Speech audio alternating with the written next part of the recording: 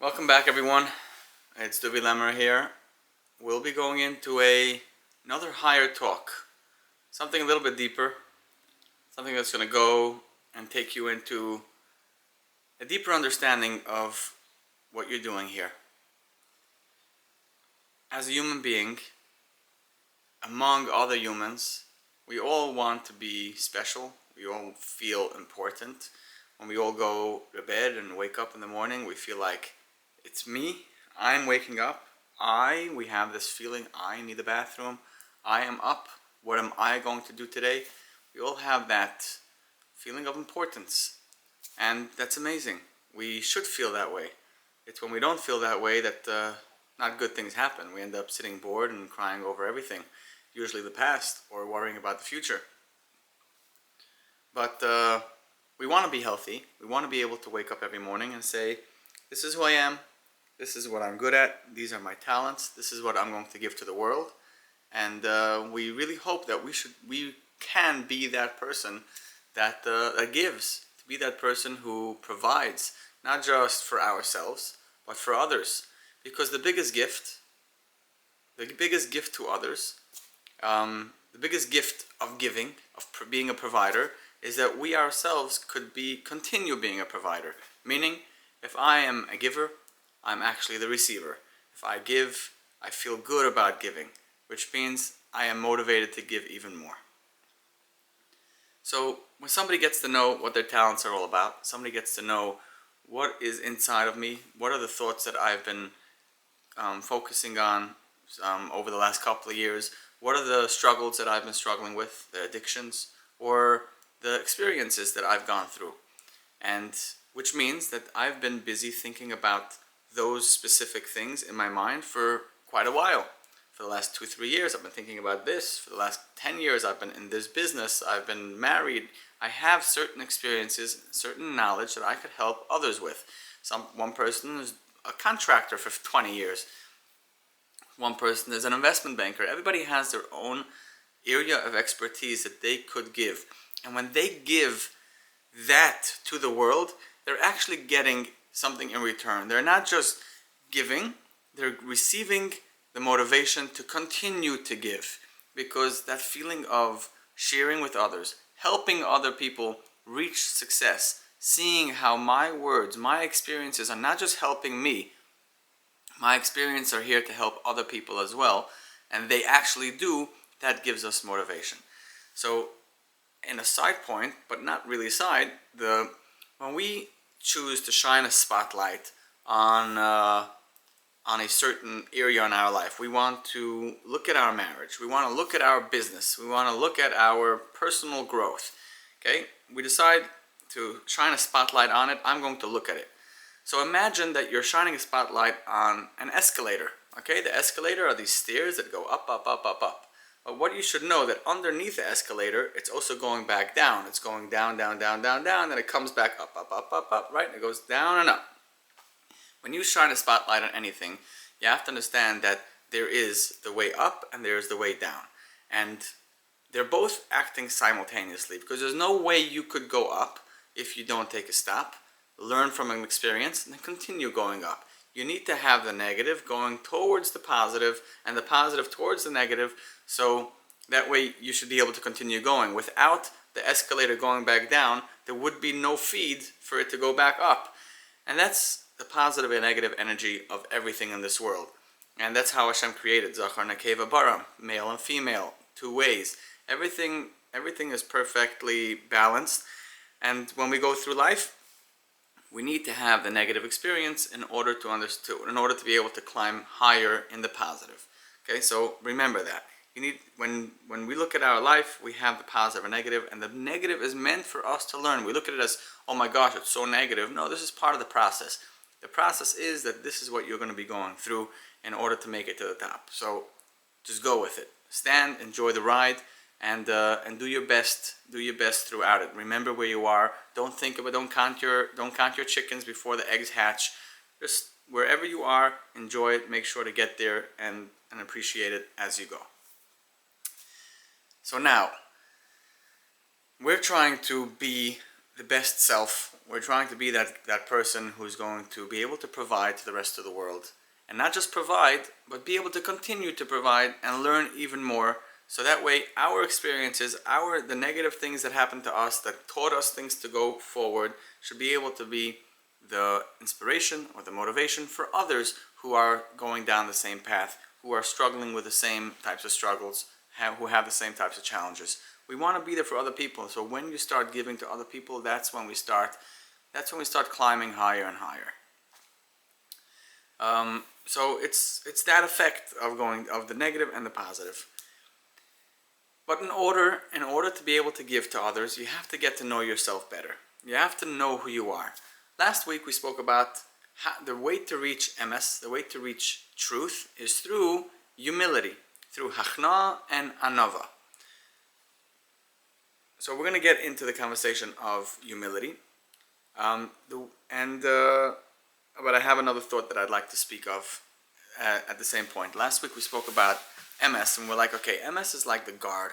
If we want to get into the truth, if we want to get to know ourselves, to get to know our spark of Hashem, which lies within our heart, which means when we have a feeling, which we say, oh, I'm feeling angry right now, I'm feeling sad right now, we have to remember, no, the feeling is the spark of God calling out. The neshama, the soul within you, is calling out.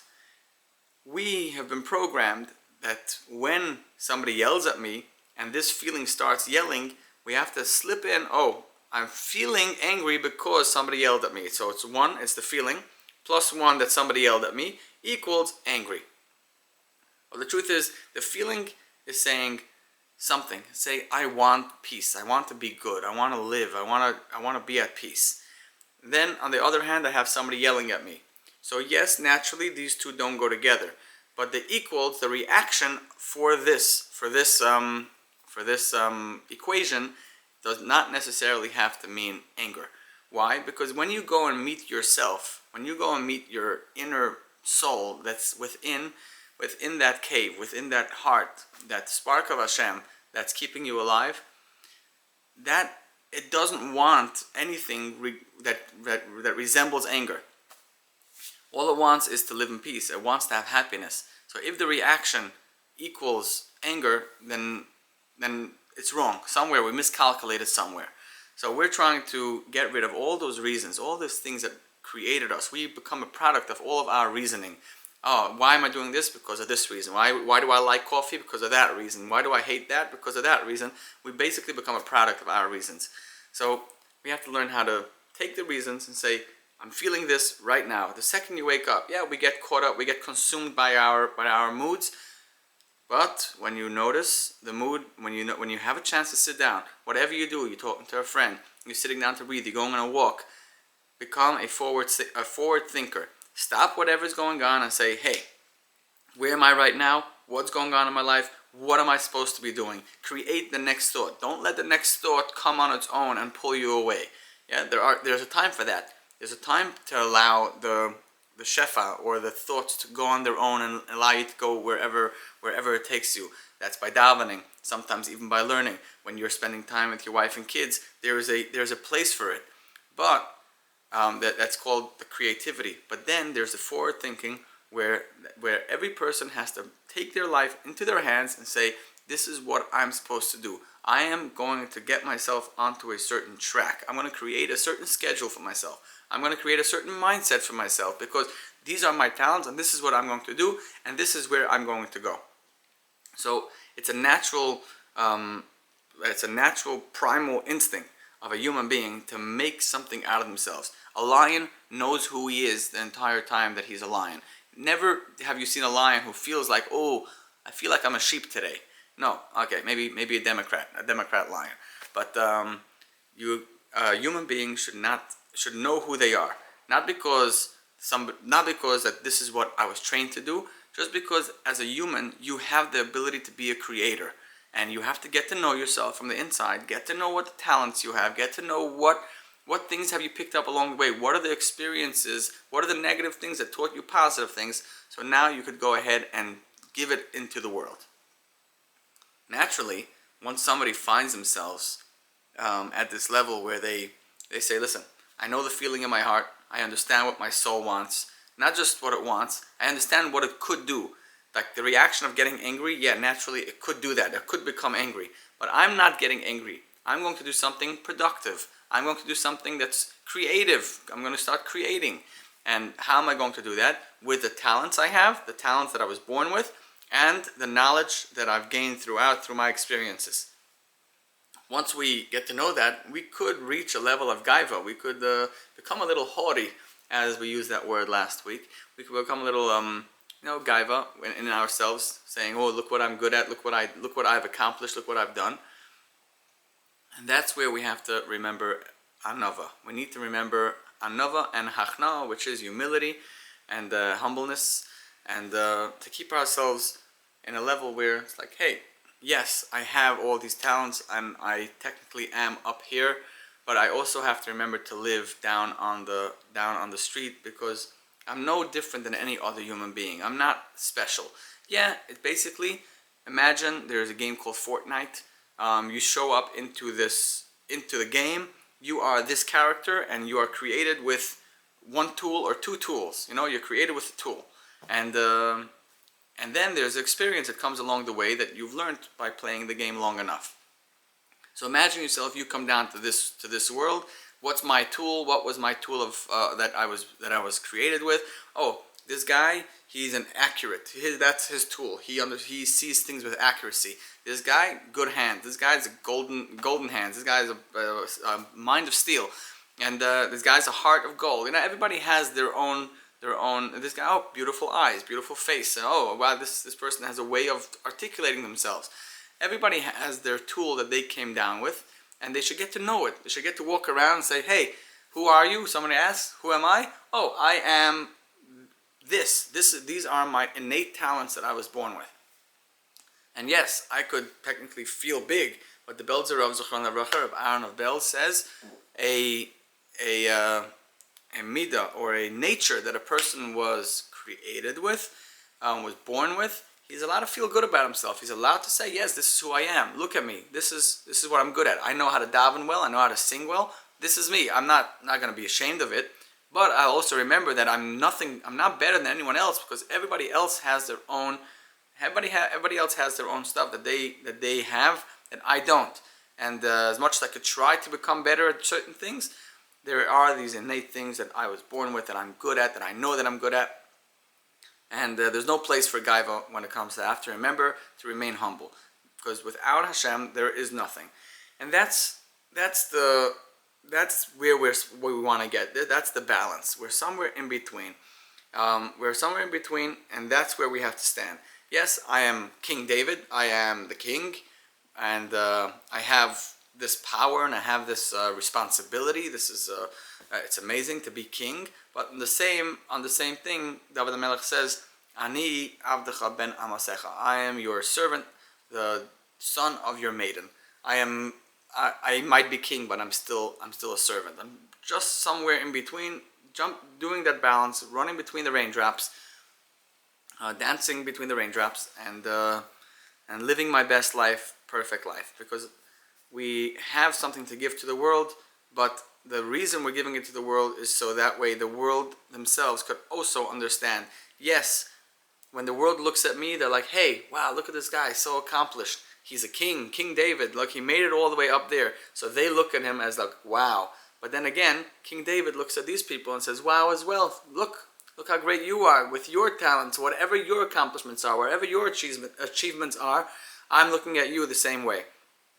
So we're somewhere in between, saying, I'm not so great, but I'm not so nothing. Because I understand how people look at me.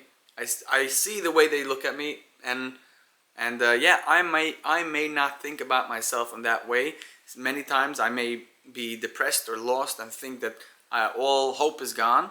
But the next thing I know, I go outside and people start talking to me, and I hear the way they speak to me, and I'm like, hey, they actually think of me highly. So that's a good rule to know, that we may think of ourselves very lowly.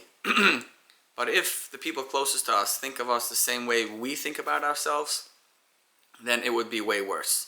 We think about ourselves, oh, we're not productive, we're not bringing home money, we're not doing things, we're not being the person we signed up to be. When we got married, my wife thought of me that I'm going to be this and that, and now I could only imagine what she thinks about me. But the thing is, if she would think as negative about yourself, about you, the way the way you think about yourself, things would be terrible. If your wife is there, if your kids are there, your friends and family and your neighbors and your community, they look at you, they speak to you, remember the critique that you give yourself is times 10 or more than what they ever may think about you. Everybody's busy with their own life. Everybody's trying to be the best. And for that, how do we become our best? We get to know ourselves. We get to know what are my strengths. What are my strengths? What are my powers? What am I really good at? What's my nature? And when you get to know that feeling inside, what makes you feel good? You have to go through truth. You have to stay humble. Remember, I'm not better than anyone else. Remember to be ready to listen. Have that hachna. Go into Emes. Through Emes, through that door, you'll be able to find what is it inside of you that wants. What does it want? It wants to feel good. How can I make it feel good? Oh, very simple. My talents. I will use my talents to make myself feel good. I will understand what I'm good at. I will understand what are my hobbies. So that way, when I start feeling that I'm falling down, when I feel like the fog is starting to get too noisy in my head and it's pulling me, the fog is pulling me away to darkness, makes me feel sad, and it's pulling me to its own hobbies. Yeah, when somebody falls down, when somebody goes to the bad side, what ends up happening is they end up being pulled into that cycle. We spoke about the cycle and the spiral, and you go into that cycle and you start going in that circle, and you want to leave, you want to go back out to the spiral so you can continue growing, but then we fall into that little hobby. Okay, what do we do when we're sad? Oh, we end up watching something we shouldn't. We end up talking to somebody we shouldn't. We end up falling in deeper, and we go in that cycle for another day and another week, and there it goes. Life just goes by. So we have to get to know what are our hobbies in the good side. So when I start feeling down, I'll go on a hike. I'll go do some exercise. I'll go write something. I'll go speak to a friend. I'll call a parent. I'll create a certain mechanism or program within me that when I start feeling down, I will go straight to my hobbies, so that way my hobbies will get me out. And then once I get back into myself, I'll be able to go and take my talents and make money, be positive, make a change, make the change in the world that I would like to see. It's part of getting to know yourself, part of loving yourself. Really getting to love yourself is living the life that you love. If you want to really love yourself, you start doing the things that you love doing. And what is that? By giving to others. The life of giving is the ultimate life. When you give, you're receiving in return something that you would have never ever imagined. Reb Nachman speaks about this in Tinyana, in the second sefer of Likutei Moharan, and Torah Zion. He speaks about the idea called the makif. The makif is when we release stuff from ourselves, we then open ourselves up to receive in return. And the question is, what are we giving out? What are we letting out of ourselves that we are opening ourselves up for something new? When we speak to others, when we give them information, when we allow ourselves to think out loud, and we're basically taking out our thoughts, and now we're open to receive a certain answer. So imagine this. If I have a imagine this. If I have a certain thought that I started, and I want to know what's the purpose? What's the purpose for XYZ? What's the purpose of the universe? And I'm going to let this thought out of my mind. I'm going to ask it. I'm going to question it out loud. I'm going to go into the forest and I'll be like, God, Hashem, tell me, what's the purpose? What am I doing here? I don't know what the answer is, but I do know that I opened up a space to find an answer. The answer might come in 20 years. The answer might come in little pieces, until one day I'm like, hey, I see the answer clearly right now. I see a big story was just formed to create the answer. But you have to allow yourself out there. You have to give out of yourself, because by giving you'll eventually receive more and more and more. And that's the goodness that we seek. we seek something, we become angry, and we want to give something. So what should we give? Should we go and punch somebody else because we're angry? Or is there a better way to give? Is there a better way to go and release, so that way we could receive something in return, something that will give us way more? Because if we're going to go and hurt somebody else, the thing that we're going to receive in return is going to be even more and more pain. What we want is to release love, so that way we could bring even more love into ourselves, even more goodness, even more pleasure, so that way we could live with the true love, true self of love of one, the love of ourselves and the love of God within us. Okay, there goes. I hope you learned something, and I'll see you next time. I appreciate your thoughtfulness and your mindfulness, and keep it up. And we'll see you. Take care. Have fun. Shalom.